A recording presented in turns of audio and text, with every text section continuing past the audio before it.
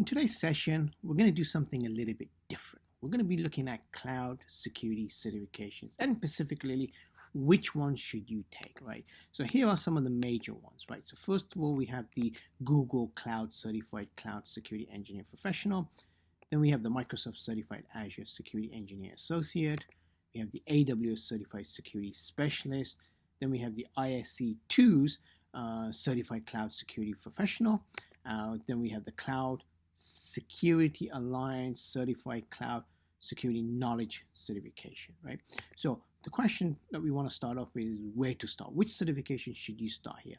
And it really depends on what you want trying to achieve here.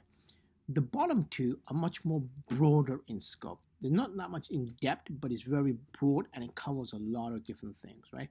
Whereas the Google one, the Microsoft, and the AWS ones, they are very more narrowly focused to those specific cloud platforms, but very much more in depth, right? It does go very deep in the security domains, right? So that's just to keep something in mind.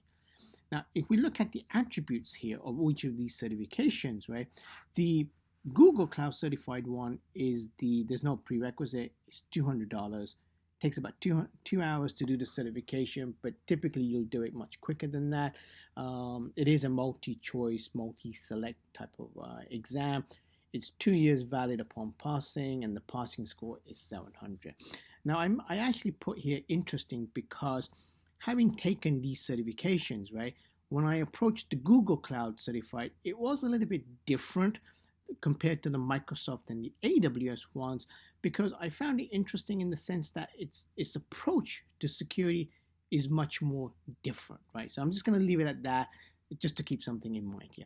The next one, the Microsoft one, it's definitely different, the certification. I'll touch base in a minute. Why is that?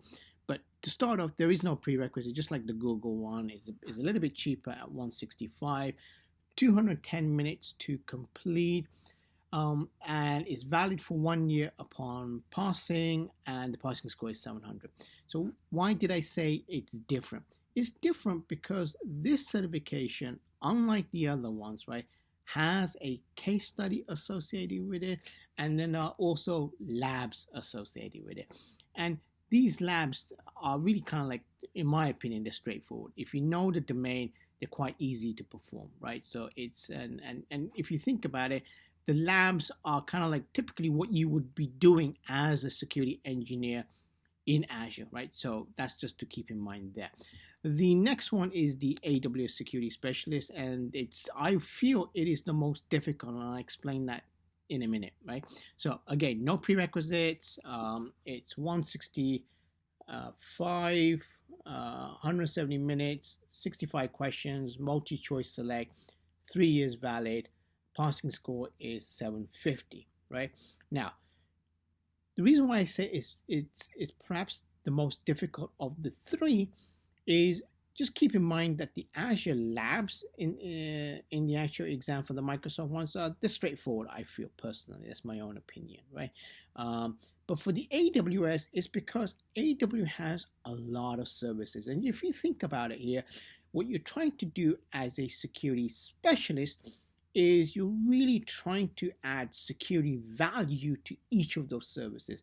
And that's why I feel it's more difficult, just because the amount of content you have to cover in order to pass this exam, right? So that's why, in my opinion, having taken these certifications, I felt personally that the AWS was the more difficult of the three, okay? The next one, the CCSP, that one's the most expensive from the whole lot at almost $600.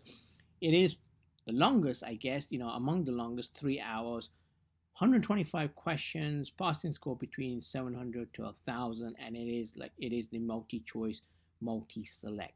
Now, the 125 questions they actually say that 25 of those questions are test questions, so they don't actually get counted towards your final score. Having taken the certification, I'm just going to say that it is very broad, as I mentioned earlier, right? You have to cover a lot of different topics, right?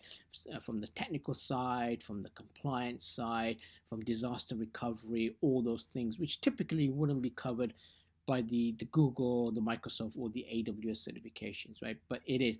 And something else to to kind of like highlight here is when you're trying to pass the CCSP, remember there's multiple domains you're going to be tested on.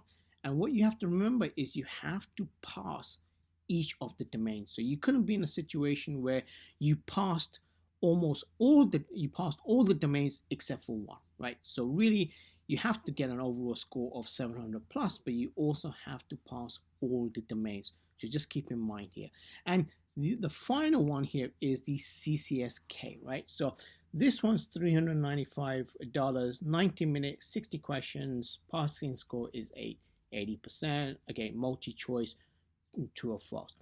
This one's the most different from all of them because it's open book, right? And if you look at the Cloud Security Alliance's website, that is a great starting point because it's all about the control matrix. It's all about all those different aspects that the CSA, as a vendor covers, right? So the other one that I just want to highlight is there are many more certifications out there, right? It just, these are just like the 5 or perhaps the most common, right? But just keep in mind that there are a lot of other cloud security certifications out there. And that concludes today's session. Thank you.